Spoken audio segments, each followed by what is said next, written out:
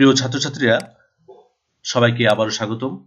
গত ক্লাসে আমি কোষ এবং কোষ প্রাচীর নিয়ে আলোচনা করেছিলাম। আজকে আমি প্রোটোপ্লাজম নিয়ে আলোচনা করব। প্রোটোপ্লাজম তথ্যগুলো পরীক্ষার জন্য খুবই ইম্পর্টেন্ট, সেগুলো নিয়ে আমি আলোচনা করব।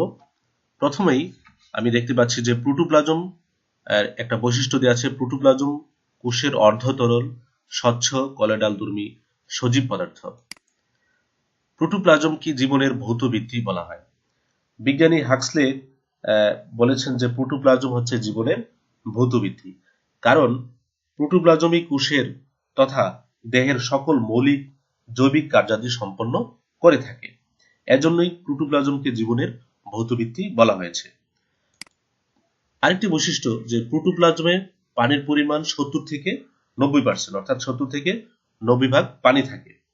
তো এই জন্যই বলা হয় যে পানির অপর নাম জীবন। আরেকটি আছে যে পানিকে কি বলা হয়, ফ্লুইড অফ লাইফ বলা হয়, কারণ কোষের সমস্ত শারীরবৃত্তীয় প্রক্রিয়া পানির উপস্থিতি ছাড়া সম্ভব নয়।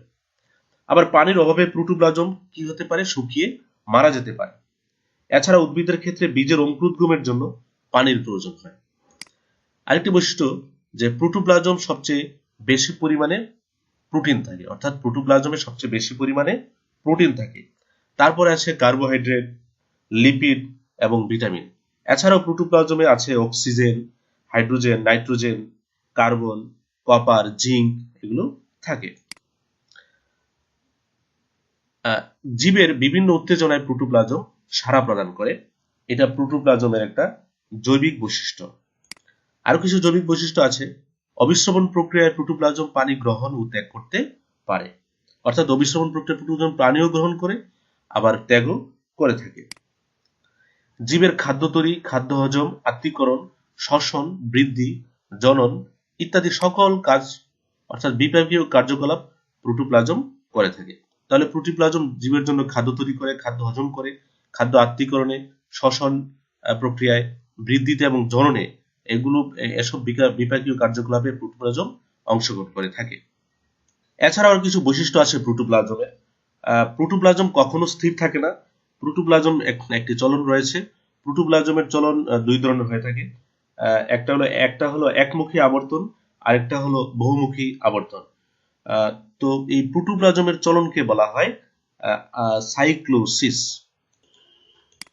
এবার আমি প্লাজমা মেমব্রেন নিয়ে আলোচনা করব। প্লাজমা মেমব্রেন কোষ প্রাচীরের ঠিক নিচে প্রোটোপ্লাজমকে ঘিরে, অর্থাৎ কোষ প্রাচীর যে রয়েছে তার ঠিক নিচের দিকে নিচে প্রোটোপ্লাজমকে ঘিরে সূক্ষ্ম, স্থিতিস্থাপক, বৈষম্যভেদ্য লিপিড এবং প্রোটিন দ্বারা গঠিত যে ঝিল্লি দেখা যায় তাকে প্লাজমা মেমব্রেন বলা হয়। তাহলে প্লাজমা মেমব্রেন বলতে আমরা বুঝবো কোষ প্রাচীরের নিচে অবস্থান করে এবং যাহা প্রোটোপ্লাজমকে ঘিরে থাকে এবং যা সূক্ষ্ম, স্থিতিস্থাপক এবং বৈষম্যভেদ্য লিপিড এবং প্রোটিন দ্বারা গঠিত তাকে বলা হয় প্লাজমা মেমব্রেন। প্লাজমা মেমব্রেনকে বায়ু মেমব্রেনও বলা হয়। এটাকে বর্তমানে অনেকেই বায়ু মেমব্রেন নামে ডাকেন। প্লাজমা মেমব্রেনের গঠন সম্পর্কে অনেক বিজ্ঞানীগণ বিভিন্ন মডেল প্রদান করেছেন।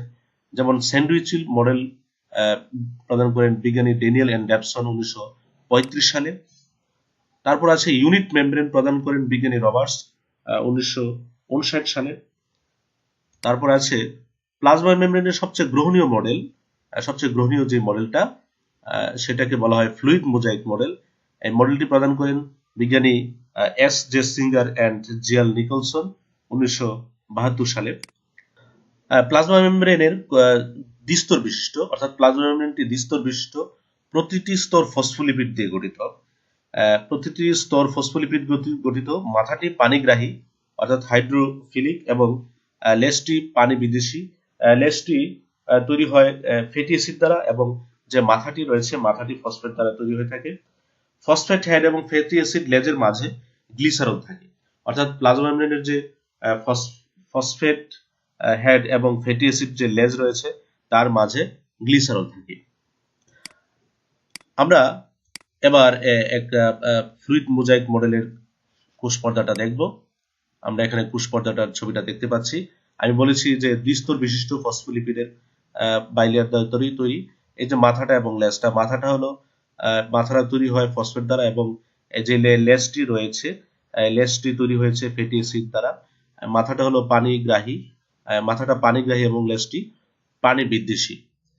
এই ফসফোলিপিডের যে স্তর রয়েছে, স্তরের ফাঁকে ফাঁকে কোলেস্টেরল থাকে। কুরঝিলিতে আমরা 3 ধরনের প্রোটিন দেখতে পাচ্ছি। একটা হলো ইন্টিগ্রাল প্রোটিন, যা ঝিলের উভয় সারফেস পর্যন্ত বিস্তৃত থাকে, অর্থাৎ এই যে উভয় সারফেস উপর থেকে নিচ পর্যন্ত বিস্তৃত থাকে। আরেকটি হলো পেরিফেরাল প্রোটিন, এগুলো ঝিলির সারফেসে থাকে, অর্থাৎ একটা সাইডে পাশে থাকে সারফেস। আরেকটি হলো লিপিড সম্পৃক্ত প্রোটিন, এগুলো হলো লিপিড সম্পৃক্ত প্রোটিন, এগুলো লিপিড কোরে সম্পৃক্ত থাকে। এখানে দেখতে পাচ্ছি যে গ্লাইকোলিপিড গুলো ফসফেটের সাথে যে যুক্ত হয়ে, কার্বোহাইড্রেট শৃঙ্খল যখন ফসফেটের সাথে যুক্ত হয় ফসফোলিপিডের সঙ্গে কার্বোহাইড্রেট যুক্ত হলে সেটাকে বলা হয় গ্লাইকোলিপিড। এবং গ্লাইকোলিপিড এবং প্রোটিন অণুর সাথে যদি কার্বোহাইড্রেট শৃঙ্খল যুক্ত হয় তখন তাকে বলা হয় গ্লাইকোপ্রোটিন। কোষপর্দার ফ্লুইড মোজাইক মডেলে আমরা এখানে কোলেস্টেরল দেখতে পাচ্ছি, যেগুলো ফসফোলিপিড অণুর ফাঁকে ফাঁকে অবস্থান করছে। প্রাণী কোষে এই কোলেস্টেরলটা পরিমাণটা সবচেয়ে বেশি পরিমাণে কোলেস্টেরল থাকে। আমরা কোষঝিল্লির রাসায়নিক গঠন আমরা দেখি। কোষঝিল্লির রাসায়নিক গঠন আমি বলেছি একটু আগে। এটা লিপিড বাইলেয়ার দ্বারা তৈরি, ফসফোলিপিড দিয়ে তৈরি। মোট শুষ্ক ওজনের 75 লিপিড থাকে, আর ফসফোলিপিডের মধ্যে লেসিথিন এই প্রধান। মেমব্রেন প্রোটিন 3 ধরনের প্রোটিন আমি একটু আগে বলেছি, যে প্রান্তীয় প্রোটিন, অন্তর্নিহিত প্রোটিন এবং আন্তঃঝিল্লি প্রোটিন। আর গ্লাইকোক্যালিক্সটা হলো যে গ্লাইকোপ্রোটিন এবং গ্লাইকোলিপিড দিয়ে গঠিত যেটা চিনির স্তর, অর্থাৎ কার্বোহাইড্রেটের যেটা স্তর বা শৃঙ্খল, সেটাকে বলবো আমরা গ্লাইকোক্যালিক্স। আর কার্বোহাইড্রেট শৃঙ্খল সবসময় ঝিল্লির বহির্তলে অবস্থান করে। আর কোলেস্টেরল আমি বলেছি যে কোলেস্টেরলটা সবচেয়ে বেশি থাকে প্রাণী কোষের কোষঝিল্লিতে বেশি পরিমাণে থাকে। আরএনএ থাকতে পারে, পেঁয়াজের কোষে আরএনএ থাকতে পারে। আর এখানে একটা খুব ইম্পর্টেন্ট একটা তথ্য রয়েছে, ফ্লিপ ফ্লপ মুভমেন্ট হলো লিপিড অণু তরল পদার্থের ন্যায় ঝিল্লির একই স্তরে স্থান পরিবর্তন করে পাশে ব্যপ্ত হয় এবং অক্ষের বরাবর ঘুরতে পারে। এই অক্ষের বরাবর ঘোরাটাকে বলা হয় ফ্লিপ ফ্লপ মুভমেন্ট। কোষঝিল্লির কাজ কোষীয় সব বস্তুকে ঘিরে রাখে। অর্থাৎ প্লাজমা মেমব্রেনটা কি করে, প্রোটোপ্লাজমের ভিতরে যে, অর্থাৎ সাইটোপ্লাজমের মধ্যে যে সব বস্তু রয়েছে সব বস্তুগুলোকে কি করে সে ঘিরে রাখে। প্রতিকূল অবস্থা হতে অভ্যন্তরীণ বস্তুকে রক্ষা করে। কোষঝিল্লির মধ্য দিয়ে বিভিন্ন বস্তু স্থানান্তর, ব্যাপন, নিয়ন্ত্রণ ও সমন্বয় হয়ে থাকে। অর্থাৎ কোষঝিল্লির মধ্য দিয়ে কিন্তু বিভিন্ন বস্তুর স্থানান্তর হয় এবং ব্যাপন, নিয়ন্ত্রণ করে এবং সমন্বয় করে। ভেতর হতে বাইরে এবং বাইরে হতে ভেতরে বস্তুর স্থানান্তর করে কোষঝিল্লি। বিভিন্ন বৃহদাণু সংশ্লেষণ করতে পারে, অর্থাৎ কোষঝিল্লি বিভিন্ন বড় বড় অণুসমূহ সংশ্লেষ করতে পারে। বিভিন্ন রকম তথ্যের ভিত্তি হিসেবে কাজ করে থাকে এই প্লাজমা মেমব্রেন। ফ্যাগোসাইটোসিস প্রক্রিয়া কঠিন এবং পিনোসাইটোসিস প্রক্রিয়া তরল বস্তু গ্রহণ করে থাকে। অর্থাৎ কোষঝিল্লি ফ্যাগোসাইটোসিস প্রক্রিয়া কঠিন বস্তু গ্রহণ করে এবং পিনোসাইটোসিস প্রক্রিয়ায় তরল বস্তু গ্রহণ করে। এনজাইম ও অ্যান্টিজেন ক্ষরণ করে। তাহলে কোষঝিল্লি কিন্তু এনজাইমও ক্ষরণ করে, আবার অ্যান্টিজেনও ক্ষরণ করে থাকে।